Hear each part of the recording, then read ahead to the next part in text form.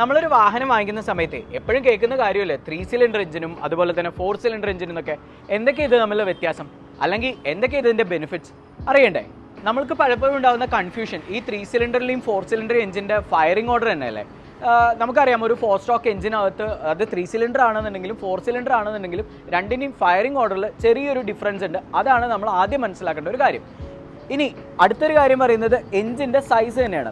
ഒരു കോമ്പാക്റ്റ് ആയിട്ടുള്ള ഒരു ചെറിയൊരു സ്മോളർ സൈസ് എഞ്ചിനായിരിക്കും എപ്പോഴും 3 സിലിണ്ടർ വരുന്നത്. അതുകൊണ്ട് തന്നെ 3 സിലിണ്ടറിൽ ഫ്യൂവൽ എഫിഷ്യൻസി ഭയങ്കര കൂടുതലായിരിക്കും, എമിഷൻ നോംസ് കുറവായിരിക്കും. പക്ഷേ ഇതിൽ നമുക്ക് അടുത്തൊരു കാര്യം എന്ന് പറഞ്ഞാൽ കുറച്ച് നോയ്സ് ആയിരിക്കും കേട്ടോ നമ്മൾ കമ്പയർ ടു 4 സിലിണ്ടർ കമ്പയർ ചെയ്യുമ്പോൾ. കാരണം അതിൻ്റെ ഫയറിംഗ് ഓർഡറിലെ ഡിഫറൻസ് കാരണം കൊണ്ട് തന്നെ ചെറുതായിട്ടൊരു നോയ്സ് ആയിരിക്കും വരുന്നത്.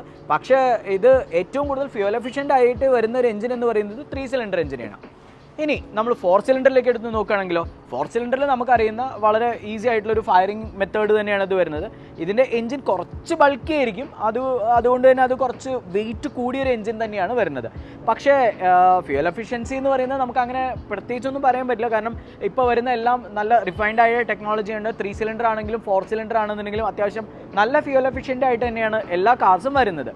ഇനി എമിഷൻ നോംസ് എടുത്ത് നോക്കുകയാണെങ്കിൽ ഇത്തിരി എമിഷൻ നോംസ് കൂടുതലായിരിക്കും 4 സിലിണ്ടറിന് വരുന്നത്. കാരണം ഒരു സിലിണ്ടർ എണ്ണം കൂടുതലല്ലേ, അതുകൊണ്ട് തന്നെ കുറച്ച് എമിഷൻ നോമിൽ ചെറിയൊരു വ്യത്യാസം ഉണ്ടായിരിക്കും. ഇതൊക്കെയാണ് ബേസിക് ആയിട്ടുള്ളൊരു വ്യത്യാസം എന്ന് പറയുന്നത്.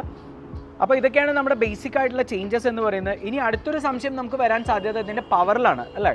പവറിൽ അങ്ങനെ പ്രത്യേകിച്ച് വ്യത്യാസമൊന്നും വരില്ല. കാരണം ഇപ്പോൾ വരുന്ന എല്ലാ 1 ലിറ്റർ ആയാലും അതുപോലെ തന്നെ 1.5 ആണെങ്കിലും എല്ലാം നമുക്ക് യൂസ് ചെയ്യുന്നത് ഒരു ടർബോ ചാർജർ ആയിട്ടുള്ള എൻജിൻസ് തന്നെയാണ്. അതുകൊണ്ട് മാക്സിമം പവർ ലോസ് ഇല്ലാതെ തന്നെ നമുക്ക് ആ ഒരു വാഹനം നമുക്ക് ഡ്രൈവ് ചെയ്ത് പോകാൻ വേണ്ടിയിട്ട് പറ്റും.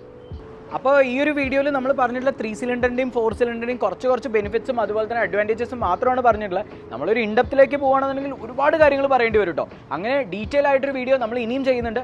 ഇപ്പോൾ ഈ പറഞ്ഞതിൽ നിങ്ങൾക്ക് ഏറ്റവും ഇഷ്ടപ്പെട്ട കാര്യം എന്താ ഒന്ന് കമൻറ്റ് ചെയ്തേക്കോ. സോ അടുത്തൊരു വീഡിയോയുമായി വീണ്ടും വരാം. Arjun Aravindan signing off.